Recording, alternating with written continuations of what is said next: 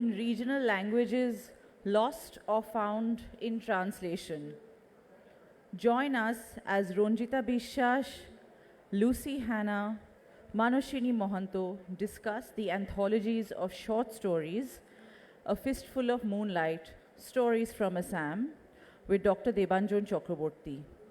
This session is in association with Untold CIC and B Books and is supported by the British Council, India. I would like to invite our panelists on stage, please.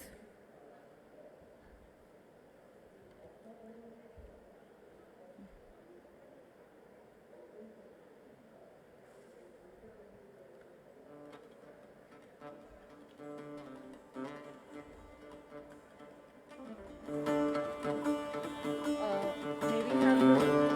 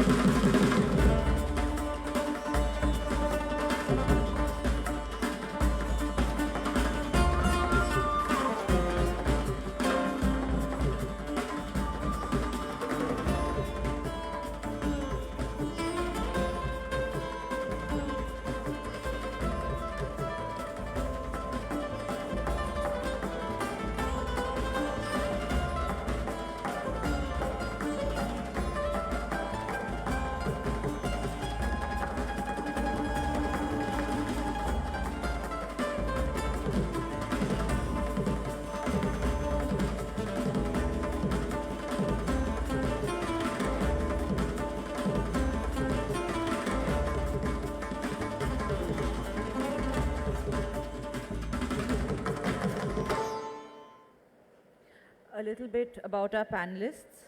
Ranjita Biswas is a journalist, author, and translator. She has worked as a translator cum writer of features for the American Center, Kolkata, a feature editor for the Financial Express, and a senior sub-editor for the Telegraph. Her career in translation has been illustrious, and her translations of Assamese fiction into English have won her the Katha Awards thrice and many other accolades. Her book, Written in Tears, won the Best Translation Prize in English from Sahitya Academy in 2017. Among her other popular publications are the Areka Natri and Other Stories, which is a collection of short stories by New Age Assamese women writers. Mahaswinee Mohanto is an Assamese writer who works with the Royal Global University, Guwahati, as an assistant professor at the Royal School of Communication and Media. Her collection of short stories was published in 2022. She also contributed to the anthology A Fistful of Moonlight, Stories from Assam, which was translated and published into English in January 2023. Lucy Hannah is a creative producer and program director who designs and delivers global literary initiatives. She founded and led Commonwealth Writers, the Commonwealth's agency for civil society, which operates across 53 countries. During her stint with the BBC, she established the BBC's Writers' Room, which discovers and nurtures novel writing talent. She is the founder and director of Untold, which organizes projects to work with local writers in areas of conflict and post-conflict, writers who have little to no access to cultural infrastructures to articulate their narratives. Along with our panelists, we have Dr. Debanjan Chakrabarti, with eclectic interests in literature, film, culture, sports, cooking, and traveling. Dr. Debanjan Chakrabarti is the director of the British Council, East and Northeast India. A triple gold medalist from Jadavpur University, he holds a PhD from the University of Reading, UK. He is one of the trustees of the International Language and Development Conference and sits on one of the education advisory boards of the Bengal Chamber of Commerce and Industries. I welcome all our panelists. Sorry that took so long. Thank you so much. Are we audible? Just a quick sound check.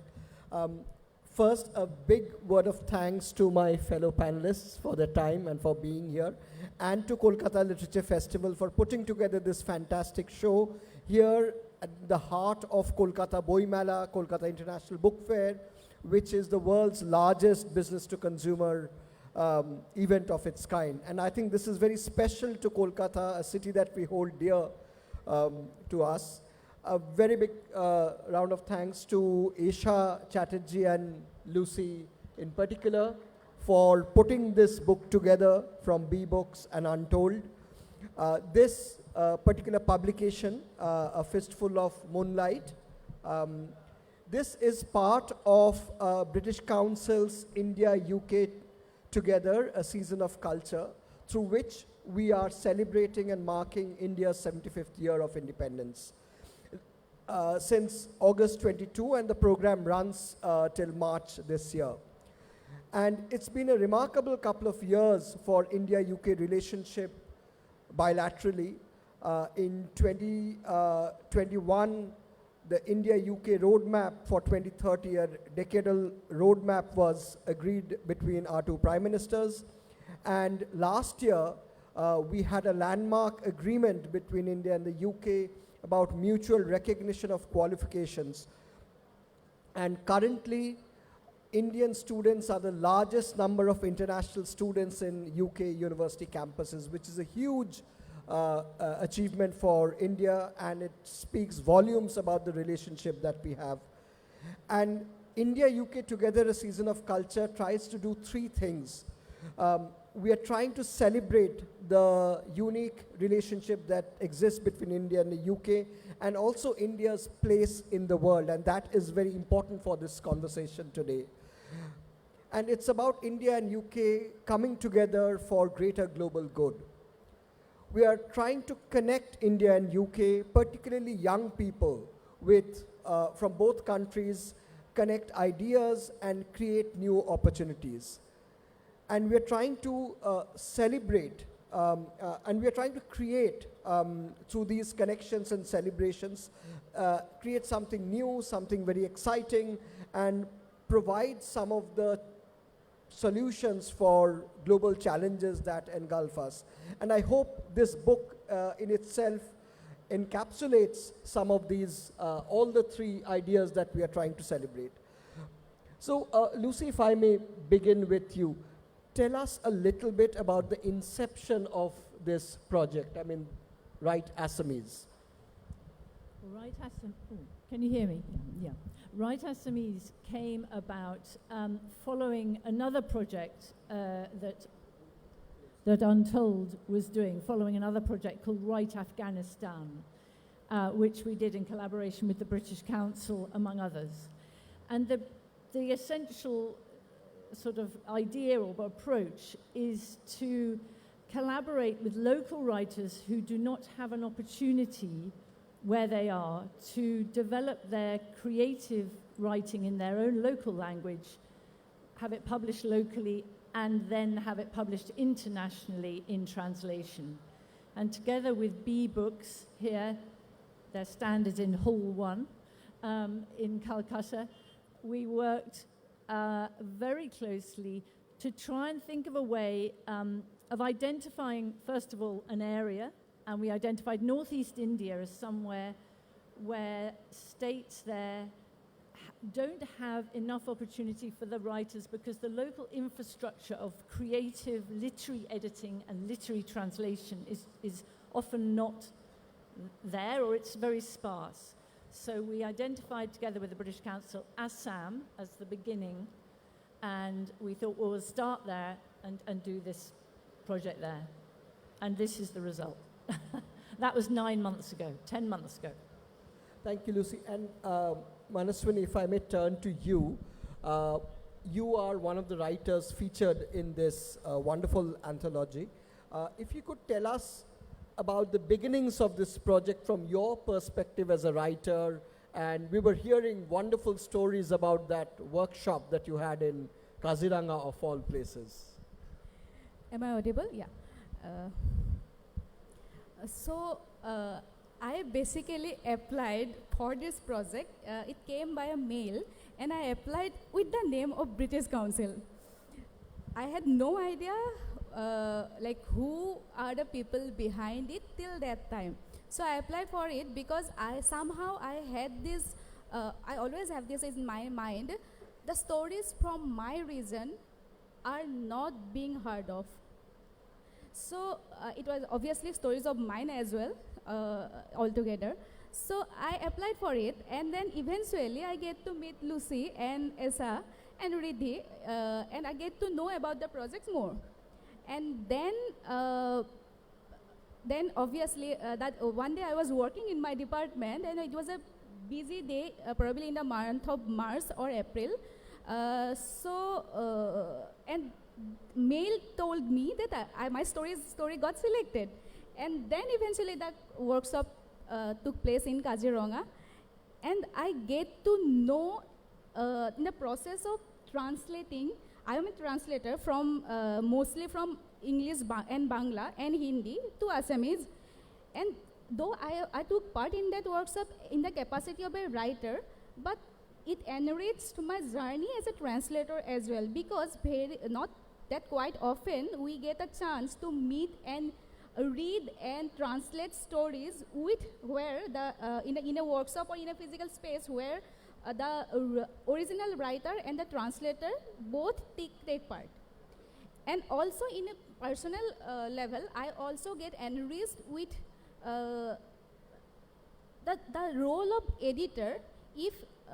If you are aware of the scenario in the regional spaces, the role of editor in any creative literature is not that good, except the languages like Bangla or languages like Malayalam, where the readership is high. So obviously, in those languages, in those language spaces, the scenario is slightly different. But in the languages like Assamese or languages like Khasi or languages like Gujarati, for that matter, the role of editor is not that significant. It's the author who is editing, also not editing, for that matter, because in one of the novel that I have read very recently, the same character, it is a historic novel, but the same character died in three different ways in the same novel. That's how insignificant the role of editor. And during this workshop, thanks to Lucy and Mitra Fukan Baideo, we get to know about that role, which was there in my mind, but we articulated it in that workshop. So that is how my journey was with this workshop. So it's really interesting to hear your view in terms of what happens inside that kind of situation. Ranjita, if I may turn to you, you have been a translator, and in terms of the process that you heard from Lucy and Mahaswinee, how different has been your own translation experience, just in very general terms?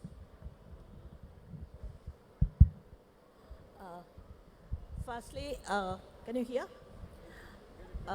Thank you for having me on this platform and to discuss, at least share some of my thoughts, because I have been translating for, say, from the 80s, firstly for Sahitya Academy, then National Book Trust, and then usually fiction. And then I found that all of you know that Assamese literature is very rich, but the number of translations are very few. I mean, now I'm talking about, say, 10 to 15 years back. So I thought, though I also read seamlessly Bangla, have done some translation from Bangla, so I thought that I'll concentrate on translating Assamese literature. Mostly, I don't know whether it will sound quote unquote very patriotic.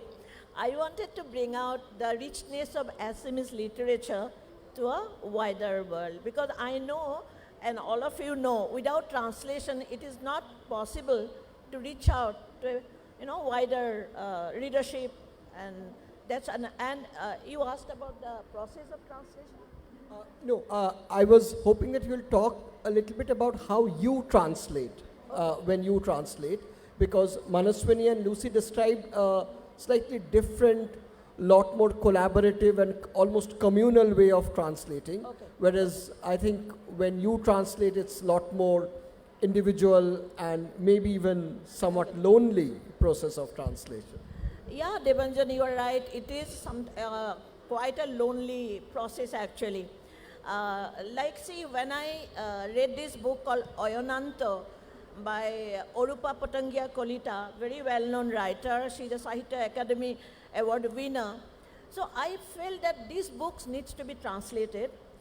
So it is a feminist, it's a feminist theme, pre-independence India, set in Upper Assam.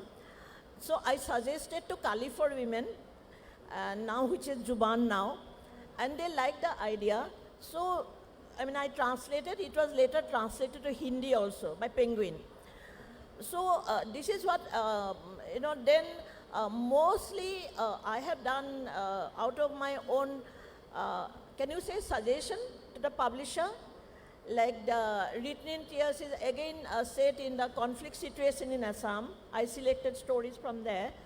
So, and then if I give the proposal to the publisher and they like it, and then I go ahead. And now, of course, it's a longer process. Yeah, more or less, I think I have been continuing doing it for the last 23 years. Thank you, Ranjita. My next question to all three of you, as I said, India, UK together, one of the first things that we're trying to do is celebrate India. Do you think, from a literary perspective and a translation perspective, translation into English is the only or the most valid way for the world to celebrate India in the world of letters and literature? Or are there other ways that Indian literature could find its space on the world stage?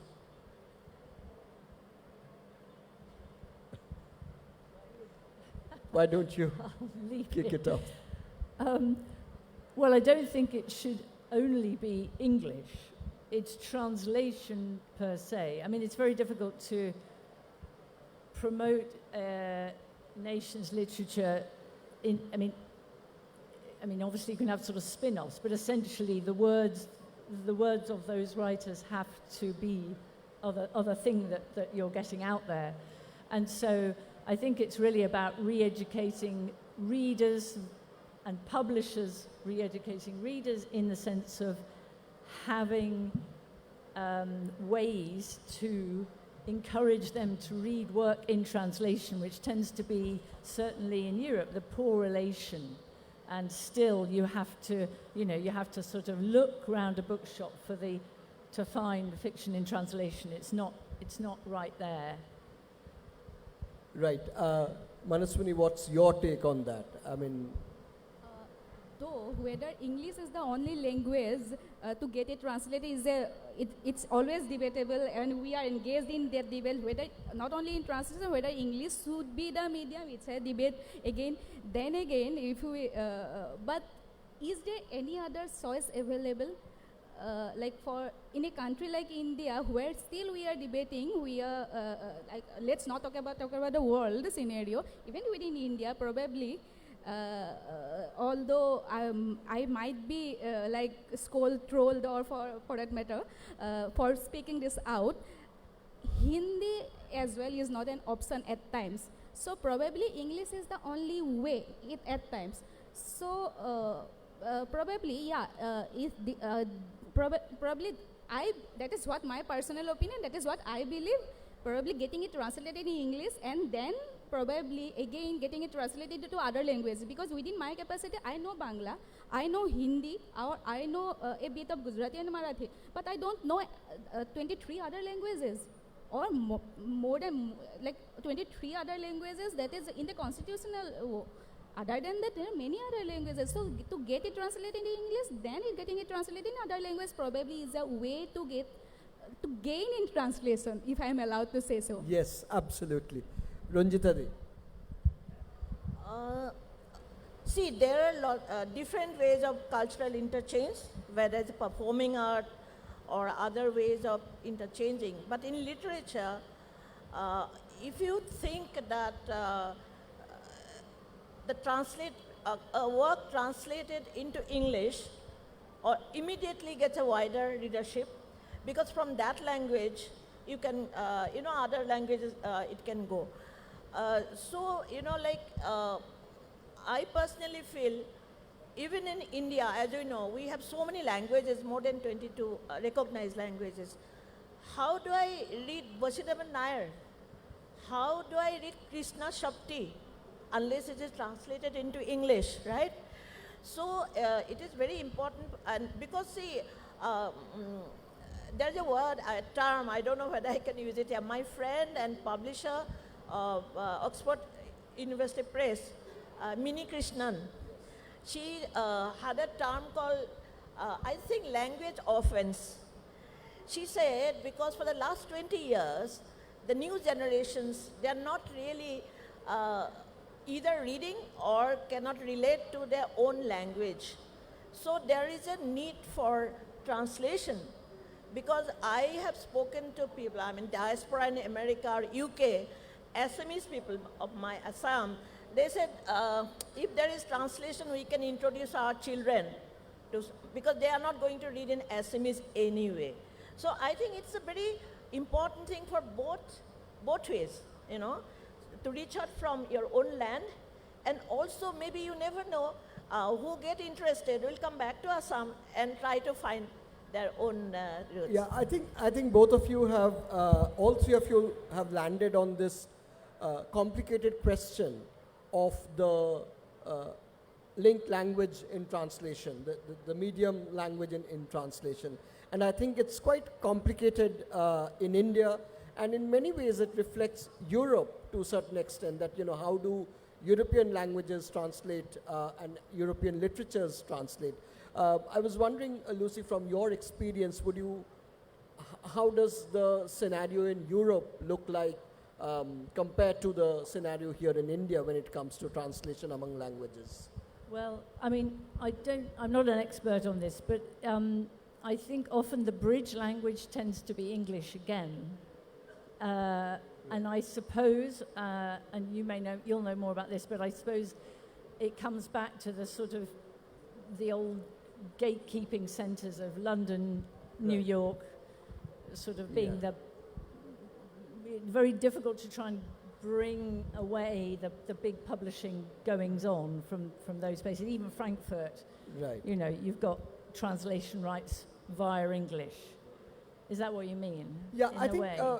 Again, I mean, there is this hierarchy of languages, and then there's the politics of languages, and then there's the business and economics and commerce of languages and translation and publication worldwide. So I think that you have kind of touched upon that. Yeah. I would like to turn to Mahaswinee and Ranjita for the next question.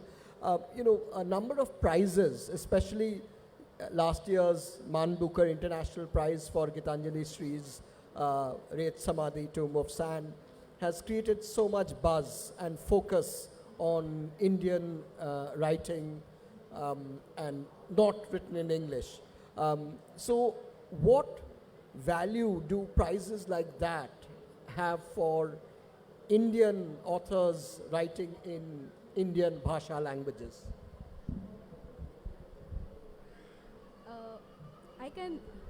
Am I audible? Yeah. I can actually narrate that day. I was in Delhi, like when the award was announced. I was attending some workshop in NCRT, and all of a sudden this news popped up. I was like happy like anything. All of a sudden I had this feeling, I had this strong emotion in my mind that probably there is a chance, not for me probably, but for the fellow authors from my land, this hope basically, that someday probably their works will get recognized. This Man Booker International gives us that hope. I was jumping literally, and I called up my friend from Times of India who is working with Times of India, Samin Saeda, who is also writing in English, but her stories are from Assam. And I called her up and I said, probably this is the hope that we were discussing since long, since our university was even before that. So yeah, and probably not only from the languages like us, probably it's the first recognition to Asia, like Southeast Asia for that matter. So yeah, that was a hope. That's a hope. Thank you, Mahaswinee. Ranjita, you have translated extensively. You have won awards for your translation. You have translated extensively. You have won awards for your translation. And I heard yesterday that you are reading the English translation right now of Red Samadhi. So as a translator, what do you think so special about awards and recognitions like these, both national and international?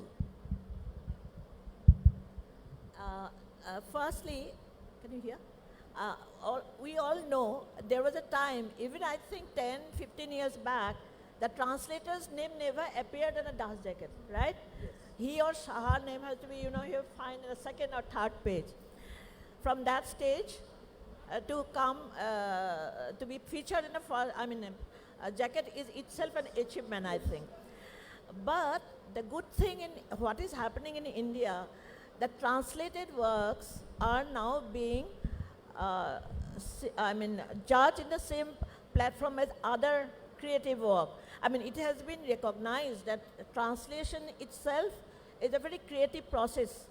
That's why lots of people don't say translation, they say transcreation. Because you need to have that creative, and when it is recognized, then I think firstly you get into focus, people know about it. Personally for me, when I translated Orupa Patangia's Written in Tears for HarperCollins, I did not know, it was in contention, but when I got the Sahitya Akademi Award, people started calling me from Assam and all. So it means that, it gets noticed, and hopefully they buy the books also.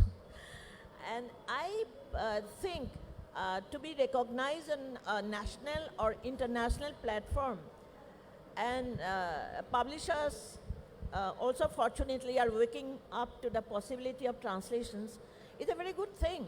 It is also inspiring for translators that it's not only love, love, slave or lost.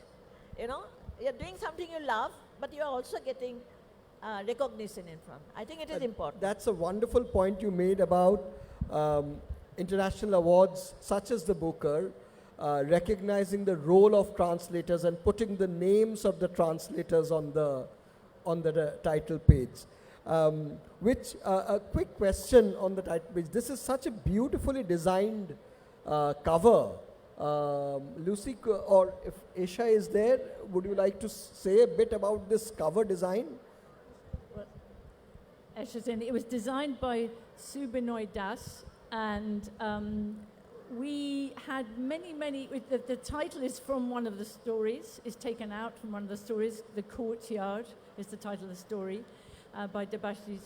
And we worked, Esha and the team at B Books and Subinoy worked incredibly hard to try and capture the feeling of, Esha can talk a bit more about this, but the feeling of the landscape and the fact that all the writers in this anthology come from right across the state, many in very, very rural areas. And so we were trying to reflect, I think we were trying to reflect that really, just the sense of place. If I may yes, add, please. as soon as I saw the jacket, I thought of the river waves on the Brahmaputra river. Yes, yes. It brings the, resonance of the, and also I think hills. The hills, the hills. And in some ways, it's a little bit evocative of the map of Assam. There's a hint of the map of Assam. Lucy, if I may turn to you now. You have worked quite extensively in South Asian literature translation, especially the Right Afghan project that you mentioned.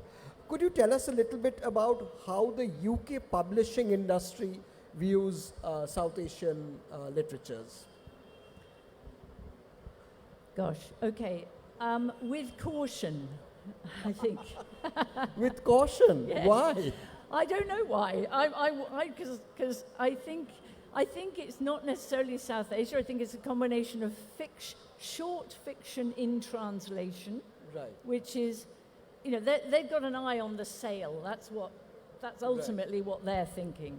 And so I think they are, in a way, nervous. Certainly I can speak to Sri Lanka and say Afghanistan and a little bit about Assam in the experience of finding a publisher. And certainly with Afghanistan, I approached 13 publishers for the anthology of writers from there. And they all said no, because they said, well, why would anyone read a book why would anyone read it? And one publisher, Maclehose Press, part of Hachette, did say yes. And when Kabul fell in 2021 in August, and we were just putting the book together, those 10 out of those 12 called me and said, oh, about that book, we would like to publish it now. Right. And so it had a story suddenly. And the anthology has sold more than 12,000 copies now. But it's about a publisher taking the risk. It's finding the publisher who has the interest in the work and the excellence of the work. And I think it's the same with this one. In a way, the same publisher is going to publish this in the UK. And they are approaching it with caution, because they're worried that, first of all, yes, there was lots of comments about, well, how much is there in it about tea? Yes, because this is from Assam. you had questions about what about the tea? Yeah, there should be a strapline on this anthology saying does not include tea, because there's very little tea, even though it's a very important part of Assam. But so it's about the imagination of international publishers. And again, it's about knowing that without literary translation and without supporting books with literary translators in them and the translators themselves, like Aranava Singha, who worked on this, has been very supportive in that way, that you can't grow readers unless the publisher has got an imaginative approach to just taking a risk from other places, anywhere in the world, whichever way you're looking. And interesting, I should say that the Afghan anthology has been picked up by Japan, Iceland, and Korea before any other countries in Europe in terms of retranslating. That is really interesting. That's and we'll have time to come back to that. And I hope the same will happen with this. Mahaswinee, if I may come to you with a question and a request. So the question is that, you are multilingual. You said, Assamese, English, Hindi, Bengali, and Marathi and Gujarati as well. Jacob Master of None. Right. Master of Assamese, obviously. Okay. But do you think when writing, and you write predominantly in Assamese and occasionally in Bangla, you said, when you write, do you think the other languages that you have impinge or muscle their way into your writing or thinking? Impinged slightly have this negative connotation, so I obviously will have some influence, if I am allowed to say so. Sometimes, as I'm a translator as well, sometimes when these days probably when I'm doing it like more frequently, when I write in Assamese, then also at times the sentences comes to me in Bangla, if I am translating it from Bangla during that time, or vice versa. That happens, but that's not a negative influence. At times it gets enriched. Probably that's how a language also, it flows. It gets some words from some other languages as well. For example, the word kolazor in Assamese or in Ahomia, which get incorporated in English language. That's probably how a language gets enriched. So I don't think that has some negative impact on my creative writing in Assamese or in Bangla or in any other language, I suppose. Yes, please, and then we'll have a short reading from Mahaswinee. Actually, talking about language, I agree with Mahaswinee. It is always flowing. It's like a river. You cannot just cocoon yourself, oh, this is pure Assamese or pure Bangla. See, Assam has a very good tradition of literary magazines. You know, it started from the 19th century, started in Calcutta actually, you know, Kolkata or Calcutta, Jonaki Juk. Yeah, from that age to today, the magazines have been publishing different modern, but when I started translating, and today when I read the stories, I find lots of words have been added I didn't know. I live in Calcutta, so it's very important for me to know also. And we are living in a social media era, so lots of very words have become, you know, they have been incorporated in a daily language. So nothing wrong in that, you know, like so many Indian words, for example, Jodhpur and all, you know, were taken out by English language. So I don't think language should be, of course, grammar and all those things you have to take care, but words, keeping the language absolutely boxed in, I don't think it's a very good idea. That's my... Yeah, I completely agree. Mahaswinee, if I may request you to read from your short story a little bit. Yes, that will be helpful. No, it's okay. I'll manage. But do hold the microphone very close to you. Yeah.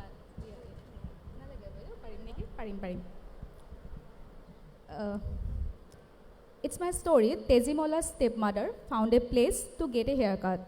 It's beautiful. It's get translated beautifully by Harshita here.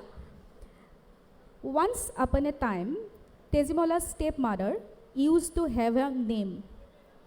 Yet, like many other women of her age, she could no longer recall what it was. Other women, at least, acquired new identities after their marriage. Daughter of a family, daughter-in-law of another, wife of Mr. XYZ, and so on and so on. All these identities were inextricably tied to these women, and even one of them was enough to erase any sign of their own names. But Tejimola's stepmother did not have any of these.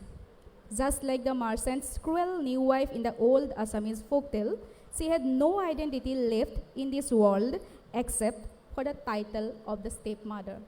Tejimola's stepmother. Thank you. That will be enough. Can I ask a question to Mahaswinee?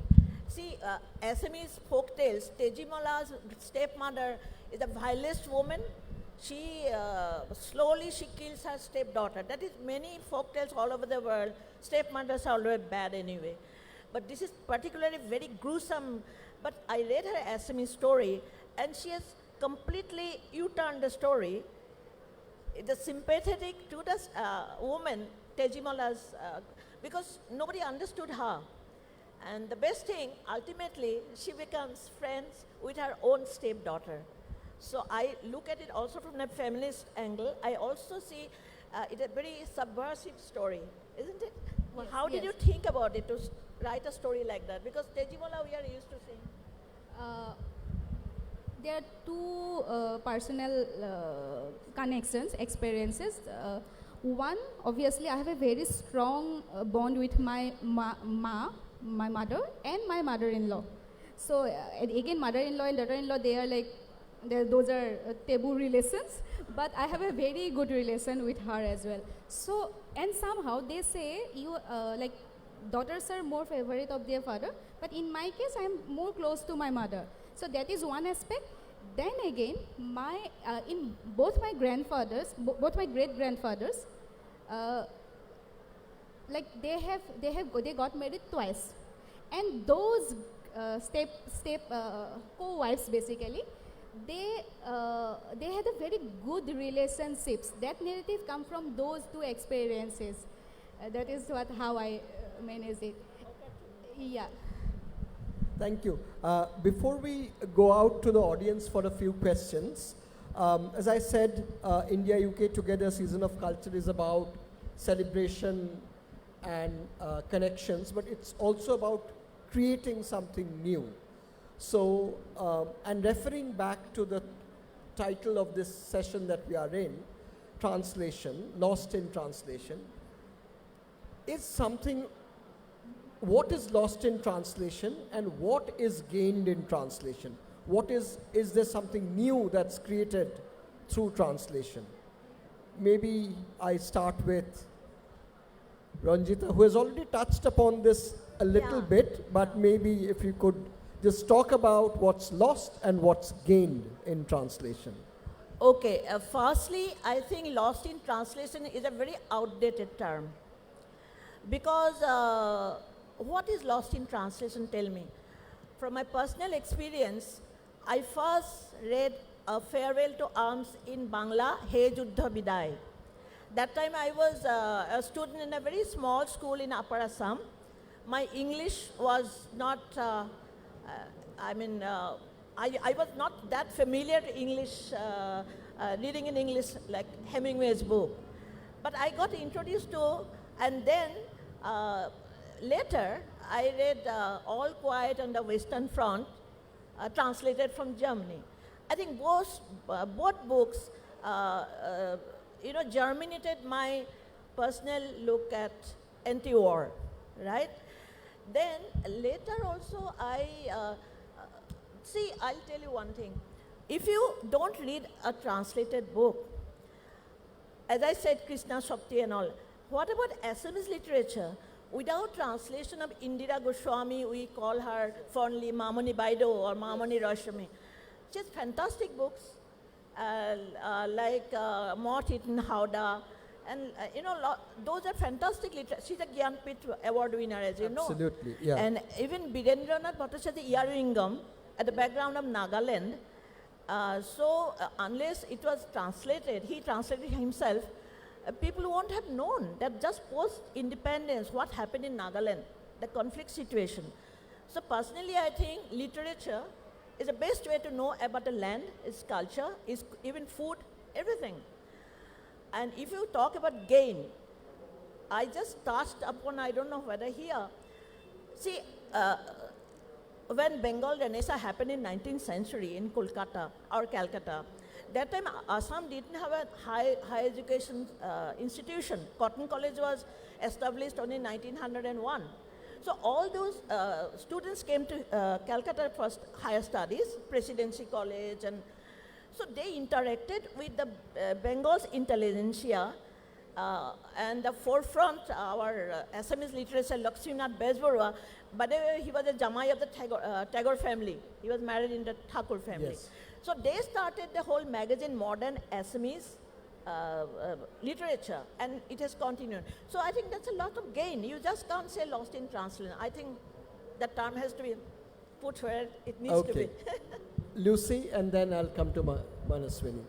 Yeah, well, I think very simply, there's everything to be gained. Everything to be gained. Yes, and I think doing a process, as we did on this book, which was highly collaborative, having translator in the presence of the writer, particularly for new writers and new translators. It was very, I'm interested actually, shame we haven't got one of the translators here to say how this informed their translation, but I think hearing what the writer was intending in person and discussing with them almost brought their sort of co-creation status up to an interesting level. And I think everybody gained in that. I mean, of course, everything is to be gained by translation. Right. And also not spoon-feeding translation. There's no glossary in here. There's no help. This is not pandering to, and so it shouldn't. I mean, yes, this is straight up. These are the stories. It's not. It's up to the reader to learn and to find out if they I want think to know that's a very interesting word that you use, co-creation. Mahaswinee, if I may turn to you in terms of that main question about lost in translation or gained in translation. As a writer, what do you feel happens in the process of translation? When you read your story in English and from the original in Assamese, what's happened there? I don't whenever I read the translation, I normally don't have this tendency to get back to the original one. Huh? I don't believe in the original and translation terminologies. Both are creation.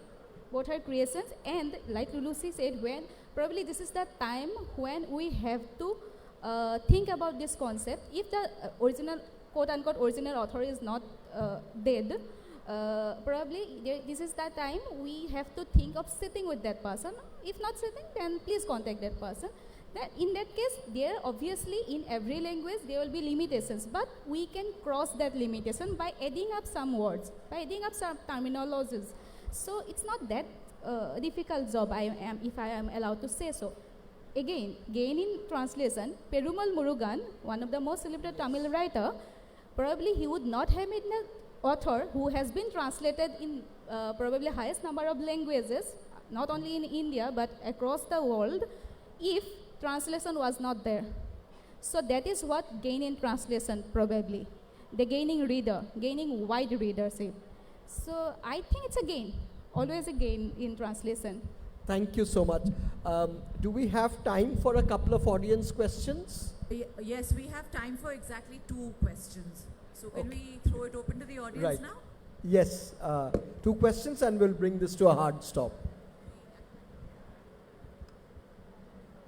Any, there's from the second row, yeah. No, here.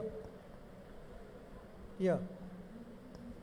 My question is, if original writer written a novel in Bangla language and someone has translated in English, is it compulsory to inform the original writer?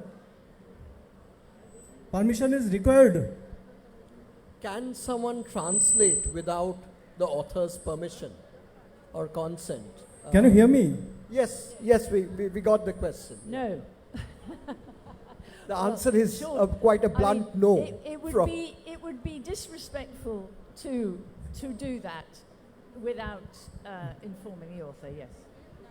Any other question? But that's a very valid question, it happens.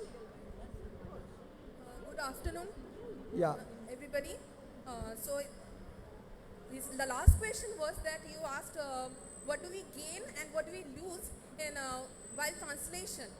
So I just want to say, while translating any language, do we lose the charm of the original language? Suppose I am writing something in Bengali or in Assamese, but when it is translated to English, don't we lose the charm of that language? So it's the charm of the language lost in the act of translation. When suppose we are reading some novel of Rabindranath Okay. Tagore, when it is translated to English, I think my Thank you. personal view. Yeah. Thank you. I get Thank the you. charm. Actually, half part of the answer, I already talked about it. See, unless you, see, it is said, it's a term called all translations are approximate, right? So you try your best as a translator to bring out the essence of, first thing, I personally have to like a particular work if I want to translate. Then going into the nuances, let me give a small example. I think you read in Bangla and Assamese. Mama is the younger brother of mother, right? So in Bangla, there is a term called Mama Bari Jawa. Then Kaka is the brother of the father.